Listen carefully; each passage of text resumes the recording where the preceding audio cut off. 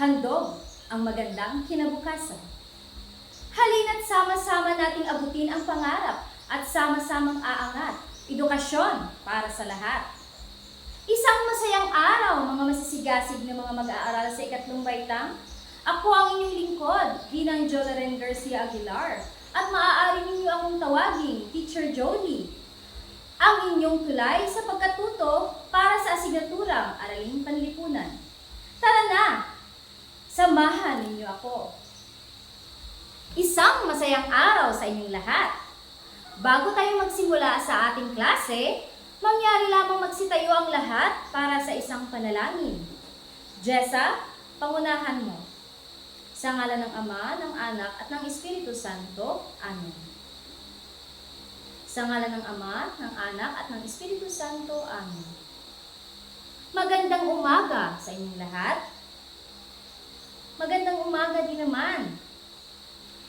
Bago kayo magsiupo sa inyong mga upuan, mangyari lamang pakipulot ng inyong mga basura o mga kalat na nakapaligid sa inyong mga upuan at pakitapon ang mga ito sa basurahan.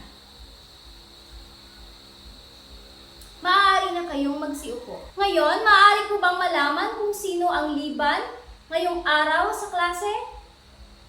Mahusay! Palakpakan ninyo ang inyong mga sarili dahil walang lumiban sa ating klase ngayon.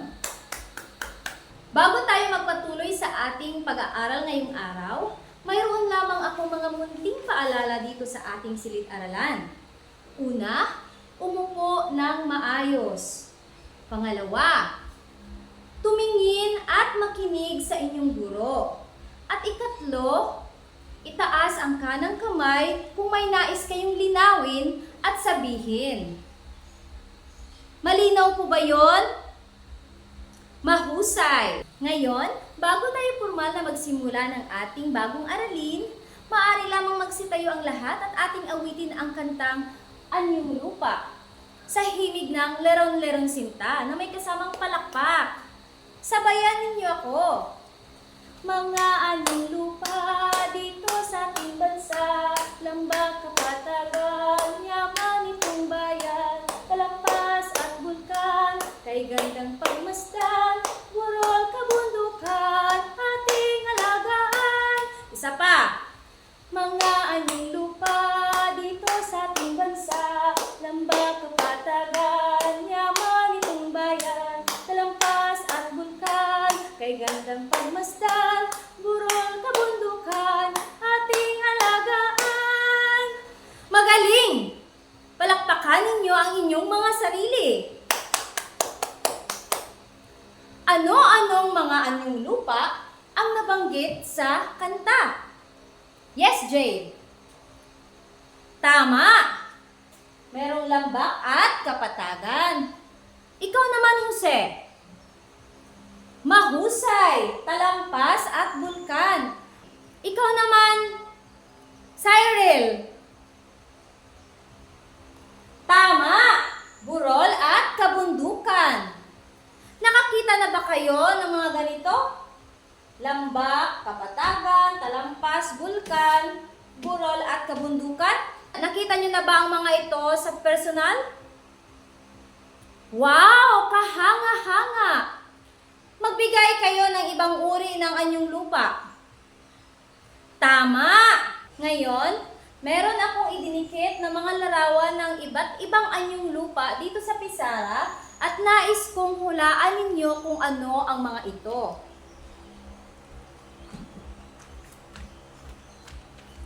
Mahusay!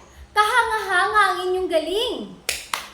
Sa tingin ninyo, ano kaya ang pag-aaralan natin sa araw na ito? Tama! Mga anyong lupa. Ang pag-aaralan natin ngayong araw ay tungkol sa mga anyong lupa. Anyong lupa. Ito ay kung saan dito tayo pwedeng magtayo ng mga gusali o mga bahay na pwede nating tirahan. Dito tayo naninirahan sa anyong lupa. Dito din tayo nagtatanim ng mga gulay at prutas na ating kinakain. Ibig sabihin, yung mga bukid na ating pinupuntahan, tinatamnan ng mga gulay at prutas, yun ay tinatawag ng mga anyong lupa. Narito ang iba't ibang uri ng anyong lupa. Una ay ang burol. Ito ay anyong lupa na mas maliit at mababa sa bundok. Halimbawa nito ay ang tinatawag natin o sikat sa atin na Chocolate Hills. Tama! Pangalawa ay ang lambak. Ito naman ay patag na lupa sa pagitan ng mga bundok. Nakikita nyo naman sa larawan na merong patag sa gitna ng dalawang bundok. Yan ay tinatawag na lambak. Pangatlo naman ay ang kapatagan. Ito ay malawak na patag na lupa. Kadalasan natin makikita sa ating mga palayan. Tama. Ito naman ay ang talampas. Ito ay patag na lupa sa itaas ng bundok. Madalas itong nakikita sa lugar doon sa may Cordillera. Panglima naman ay ang bulkan. Ito ay isang anyong lupa na pumuputok. At ito ay may bunganga na tinatawag na crater.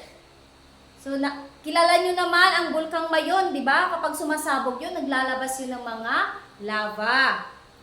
At ang panghuli ay ang bundok. Ito ay matambok at mataas na anyong lupa. Marami tayong ganito sa Pilipinas. Kilala naman ang Mount Apo. Mga bata, ano-ano na nga ang mga uri ng anyong lupa? Magaling! Ngayon naman po ay magkakaroon tayo ng pangkata na gawain o group activity.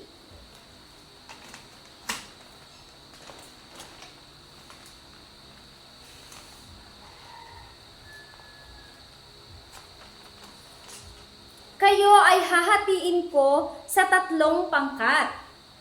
Dito sa bandang ito ay unang pangkat, sa gitna ay ang pangalawa at dito naman ang pangatlong pangkat. Magsimpunta na kayo sa inyong mga pangkat ng dahan-dahan at walang ingay. Ito ang inyong mga gagawin. Unang pangkat, pumili ng isang anyong lupa at idibuho ito sa illustration board at ipakita ito sa harap ng klase.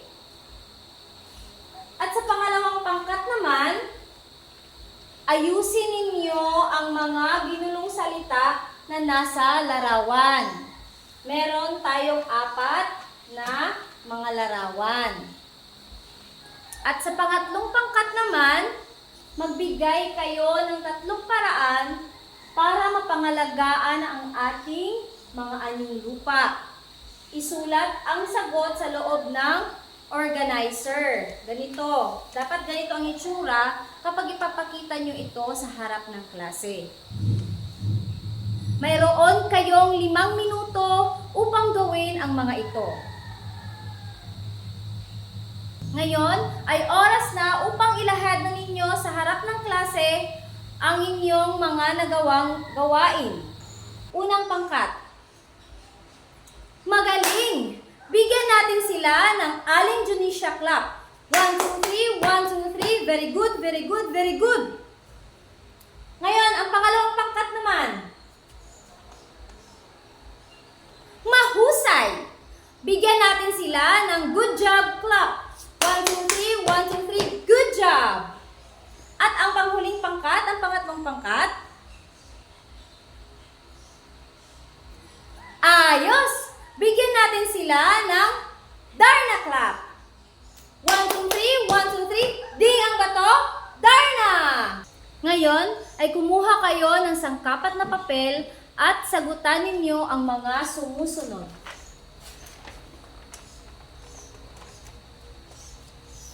Hanapin sa hanay B ang tamang sagot sa hanay A. Meron lamang kayong 3 minuto upang sagutan ang mga ito. Sino ang nakakuha ng 5 puntos? Wow! Magaling mga bata! Sino naman ang hindi nakakuha ng 5 puntos o merong pinakamababang puntos? Isang punto lamang. Mahusay! Kayo ay mabilis na natuto sa ating aralin ngayong araw. Magaling mga bata! At para naman sa inyong takdang aralin, sa isang malinis na papel, isulat ang mga kilalang anyong lupa na matatagpuan natin dito sa ating bansang Pilipinas. Magbigay lamang ng 5 halimbawa. Meron pa ba kayong mga katanungan, mga bata? Kung wala na, ay magsitayo ng lahat para sa isang panalangin. Jessica, pangunahan mo. Sa ngalan ng Ama, ng Anak, ng Espiritu Santo. Amen. Sa ngalan ng Ama, ng Anak, ng Espiritu Santo. Amen. Maraming salamat, Grade 3. Paalam!